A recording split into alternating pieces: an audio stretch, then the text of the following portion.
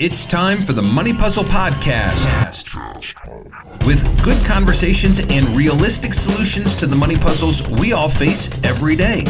I'm your host, financial advisor, chartered financial consultant, and president of Edgen Insurance and Financial, Robert Edgen. Now let's get this show started.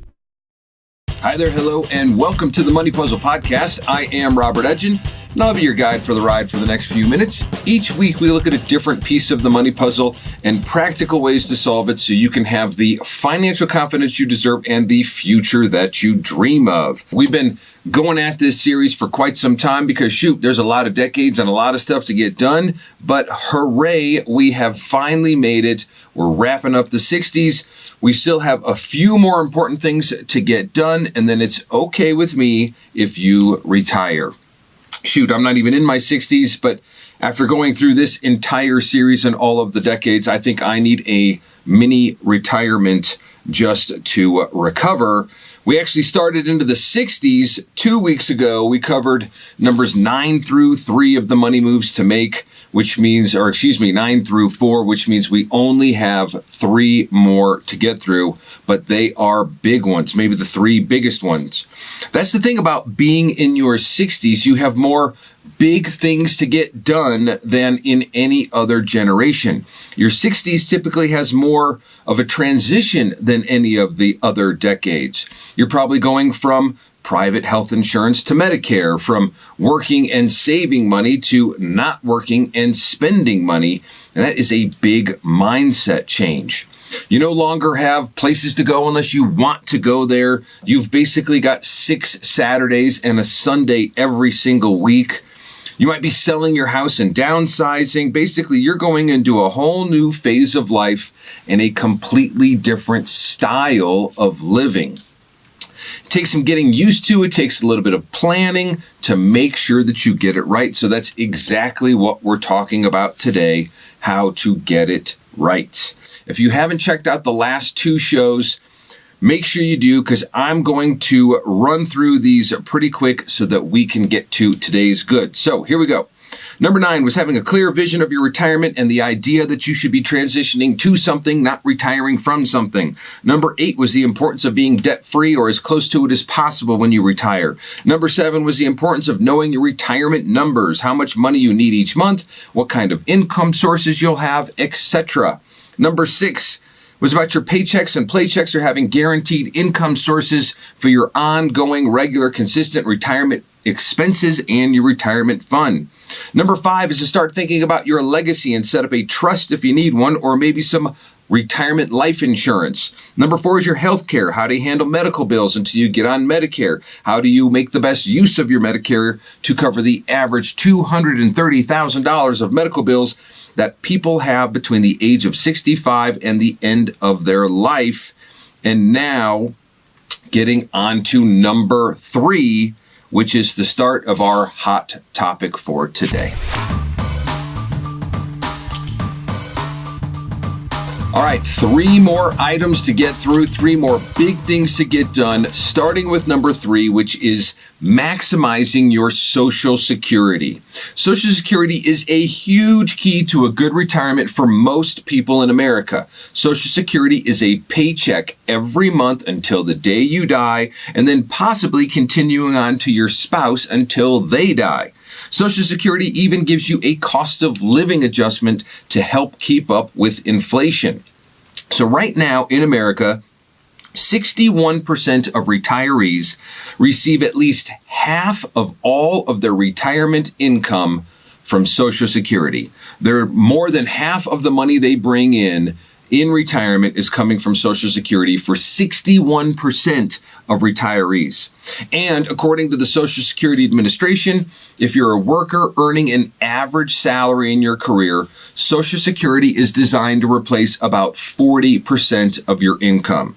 So it is a big deal to get it right. But what's the best age to take your Social Security? Some people say you should file as early as possible. The day you turn 62, start getting your money. Other people say it's as late as possible. Wait all the way till age 70 and start taking your money so you'll get more. Well, which is correct? The answer is it depends. The younger you are when you file for Social Security, the lower your payments will be for the rest of your life. However, the argument for filing early says that it's okay to get paid less because you'll get paid for longer. Maybe, maybe not. On the other side, if you file for Social Security when you're older, you lock in a much higher payment for the rest of your life. But if you wait too long and then you mess up and die early, you won't get all the money that you're entitled to. Here's the deal. Sometimes it makes sense to file for Social Security as early as possible, and sometimes it makes sense to wait and file as late as possible. There's a couple of things to consider when making that decision. First, in general, the less money you have saved for retirement, your nest egg, then the better you are waiting as long as possible to file for Social Security. Why? Well, this is because your Social Security payments go up by about 8% every single year that you wait to turn them on after you reach your full retirement age. So by waiting, you can lock in your payment at a higher replacement ratio. What the heck does that mean? That means that your Social Security will replace more of the income that you were making before you retired. So if you do not have a big nest egg to pull money from, you want your Social Security payment to be bigger because you can't make up the difference from your nest egg. And if you want it to be bigger, you typically need to wait to take that money. The longer you wait, the more money it is. The longer you wait, the more money it can also be for your spouse if you had a spouse who worked inside of the home and not outside of the home, or who didn't earn as much outside of the home as you did. So there's a lot of reasons and considerations to file early or file late depending on your situation. What you need to do is run a break-even analysis and find out which makes more sense to you and what is the best for your family. Taking a smaller amount for extra years or taking a bigger amount for less years. And how many years of bigger payments does it take to catch up to the amount that you receive if you filed earlier and you took the smaller payments for longer? Usually it takes about 10 to 12 years for the bigger payments to catch up and then exceed the smaller payments. So if you expect to live to be about age 80, you'll typically get more from Social Security over the course of your lifetime if you wait to turn it on until later in life. All right, if you're not confused yet, that's awesome. But think about this. There are somewhere between 95 and a couple of hundred different combinations or ways to file for a husband and a wife when it comes to Social Security. You can file to collect yours. You can file off of your spouse's. You can start off of your spouse's and then switch to yours. You can even file based off of an ex-spouse sometimes. Not taking the time to do a Social Security analysis and not filing in the best possible way could cost you hundreds of dollars every month, thousands of dollars every year. I've seen it cost folks in the multiple thousands, even close to hundreds of thousands of dollars over the course of their lifetime in lost benefits because they filed wrong. Now, if you have a humongous bucket of money to turn into income, it probably won't matter how you file for Social Security. But if you don't and you need your Social Security to last, now is the time to figure it out and get it right before you file. All right, that was number 3. Number 2 on the list is your retirement tax. How much of your retirement money are you going to have to give up every month and every year for taxes? And how will that affect your income and your lifestyle? Unfortunately, you don't stop paying taxes just because you stop working. You'll most likely pay tax on a part of your Social Security, all of the money that you get from your 401k or IRA, and on some of the money that you take out of your investments too. Now, I recently brought on a new client. She had recently retired, and she did an excellent job at saving and accumulating in her 401k. And she had about $1.5 million in her 401k on the day she retired. She did a great job at building up her nest egg. Well, guess what? A 401k isn't just your retirement account, it's also the government's retirement account too, because every penny you take out of your 401k is taxed the same way as if you went to work and earned a paycheck. Great savers have a big challenge to deal with in retirement, and that is this: how do you control your taxes so that you're not losing 15, 20, 25, even 30% of your income to tax payments? Think about how much faster your money will go if you have to take an extra 25% more than you need just to cover your taxes. Now, if you've not retired yet, or if you have recently retired, there might be some opportunities for you to do some strategic tax planning through Roth conversions. A Roth is the other side of the coin to a 401k or a regular IRA. A Roth does not pay taxes when the money comes out, but you didn't save any taxes when you put the money in. Well, you can do a Roth conversion and convert some of that money that hasn't been taxed yet over into Roths that won't ever be taxed. Now, you will pay some taxes along the way as you go, but the question to ask is, what tax bracket am I in today? Will I be in a higher tax bracket or a lower tax bracket in the future? Here's a little secret. We are in the lowest tax brackets probably that you have ever seen in your lifetime, and maybe that you will ever see for the rest of your lifetime. So it may make sense to convert some of your funds into a Roth IRA before you start spending them down later, and before you reach a very important age in the tax world. That's your required minimum distribution age, which is now age 72. At age 72, the IRS is going to make you start taking money out of your work plans and your IRAs that have never been taxed yet. Why? Because they want to collect some tax. That's their retirement money too. But money that is in your Roth IRA has no required distribution. So you might want to look at doing some conversions before you get to age 72 so they won't force you to take out money that you don't want to take out of your accounts. Now, if you have retired, then you need to look at setting up an income plan that includes some income diversification.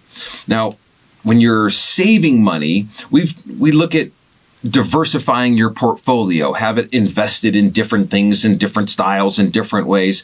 Well, when you are taking income, you need to diversify where that's coming from. Different categories, different styles, different investments, because how the money comes to you and what kinds of accounts it comes from determines how much tax you pay on that income.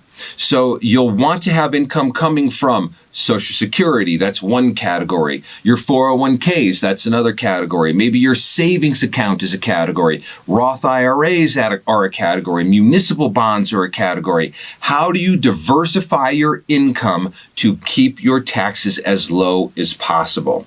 There are ways to pay less tax in retirement.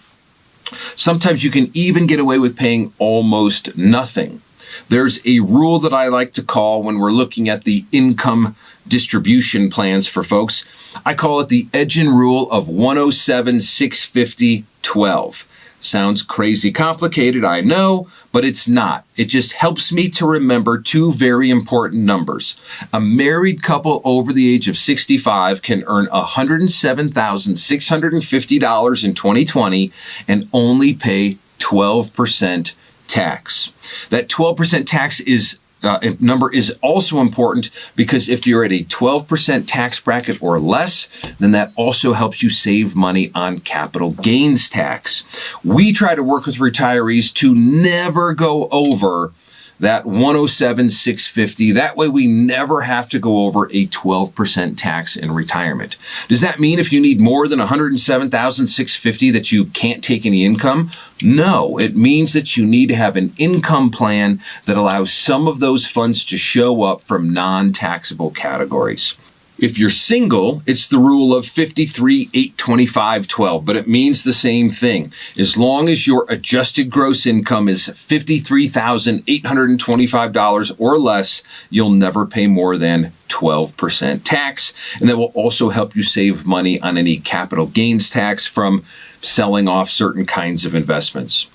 No matter what, paying taxes is no fun. I get that, but it's just my opinion. But in retirement, paying too much in tax can also be detrimental to your retirement health. It can shorten your retirement lifestyle. It can change the things that you get to do. So get together with someone who understands how taxes work in retirement and set yourself up to control them and withdraw your money wisely so you can make it last as long as possible. All right, that takes us to the number one money move to make in your 60s before you retire, and that is to adjust your portfolio from an accumulation or savings portfolio, one where you're adding money to it, to a distribution portfolio, one where you're spending and taking money out. You don't want to have the same philosophy or investment style when you switch over to being retired. You've got to think about things differently now. As you get close to retirement and then make that retirement transition, you are what we call in the biz in your retirement red zone. The retirement red zone is the last 5 years before you retire and the first 5 years before you retire. Now, studies show that if you lose money while you're in the red zone, it is the hardest to recover from, and it could have the biggest impact on your retirement. Here's why. If you lose money early in your life or even 10 years before you retire, you will have time to recover. About the longest amount of time it took anyone to recover from the Great Recession of 2008 was about 5 to 6 years. If you were working with an advisor and you were continuing to contribute money, it probably didn't even take half that long to recover. So losing money when you're 50 or 55 is no fun, but by the time you retire, you should have been able to recover, earn it back, and then be okay. Now, if you lose money later in life, it's not as big of a deal because statistically speaking, you've got less years to go and you don't need as big of a bucket to make it stretch as far. The other consideration here is that you do a lot less when you're in your 80s than you do when you're in your 60s. So in theory, you don't need as much money later on in life. But if you lose money just before or just after you retire, and then you start taking money out of your account for, paying your bills, living your life, then your account typically does not have a chance to recover. Let's look at an easy example. Let's say you have $100,000 in your account, and just before it's time to start taking the money out, we have a huge correction in the stock market, and you lose $30,000. By the way, that's less than a lot of people lost on $100,000 back in the Great Recession, 2008-09. So you had planned on taking out $500 per month to supplement your retirement income. So you turn on those payments. Then at the end of the year, not only did you lose $30,000 because the stock market corrected, but now you're also down another $6,000 because of the $500 a month payments that you were taking. So all in all, you started at $100,000. A year later, you're down to $64,000. Now, if you want the account to recover, it has to earn back the $30,000 plus the $6,000. If you look at that as a percentage on the $64,000, that means that your money has to grow by about 58% to get back to where it was. How many people do you know that earned 58% on their money last year or in any year? I can tell you it is slim to none. Now, many advisors actually consider the decumulation stage more dangerous for your money than the accumulation stage. It's like climbing a mountain. The most dangerous part isn't getting up, it's actually getting back down. The trip down is when most accidents and injuries happen on the mountain, and that's the same for your money. Most injuries and accidents, most financial injuries and accidents happen when you are decumulating, when you are coming down and spending that money. You spent decades climbing to the top of your money mountain. Now you have to watch out for the dangers of getting down or spending down your money. It is important to do it the right way. It's so dangerous because you don't have any time to recover. If you screw it up, you are stuck with it because most likely you're not going to go back to work at age 74 or 78 or whatever age it is. So you don't have a way to replace the money that you lost. So does that mean that you should bury your money in a coffee can out back the day that you retire, or just move it to your savings account, which does slightly better than your coffee can for earnings? No, absolutely not. You still have to invest your money. You still have to grow it, or you'll never keep up with inflation and you'll lose your purchasing power. You'll have to adjust your lifestyle anyway. The long-term inflation rate here in the United States is somewhere around 2% per year. So if your money isn't earning at least that much and giving you a 2% bump in pay each year, then you're not keeping up with the cost of goods and you won't be able to buy as much next year. So you still need to have some of your money invested for growth. The question becomes, how much? Everyone's answer will be different, just like most things in financial planning, because it depends on how much money you've saved, how big your expenses are, along with some other factors going on with the economy. But for the most part, just about everyone needs to have some of their money still in a growth mode for retirement. You just need to have less. You need to do it differently. But at 2% inflation, everything will cost you about 50% more than it does today in about 15 years from now. So if you don't keep up with it, you're going to be living on half as much, or only be able to buy half as much with the same amount of money.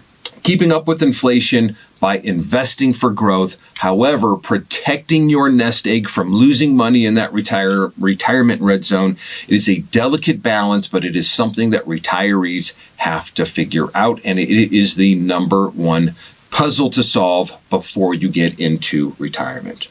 All right, those are your 9 things to do. We started it 2 weeks ago. Make sure that you listen to them all. And that is today's money puzzle. We've now been through all of the decades, 20s through the 60s, to get you into the retirement that you want to have, the financial confidence that you deserve. So if you have questions about your own money puzzle that have been sparked through any of these decades, please make sure that you email them over. And please do us a favor, share this with somebody who is in their 60s and needs to get this stuff figured out. They will thank you for it, and their future retirement will thank you for it, because it does depend on getting things right. Make sure that you also check us out on YouTube if you want to see how we do the show versus listen to it. Give us a thumbs up, like us, and rate us on whatever app you listen to. Until next week, go out, have some fun, be safe, and do something to improve your money puzzle. Your future self will thank you for it. See you soon. Registered representative of and securities offered through Securities Management and Research, Inc., SM&R. Member FINRA SIPC. Investment advisory services offered through BFC Planning, Inc. Edgen Insurance and Financial Services, Johnson Financial Services, SM&R, American National Family of Companies, and BFC Planning are independent entities. There are risks involved with investing which may include market fluctuation and possible loss of principal value. Particular investments may not be suitable for certain situations. Carefully consider the risks and possible consequences involved prior to making an investment decision. Our firm does not provide legal or tax advice. Be sure to consult with your own legal and tax advisors before taking any action that may have tax implications.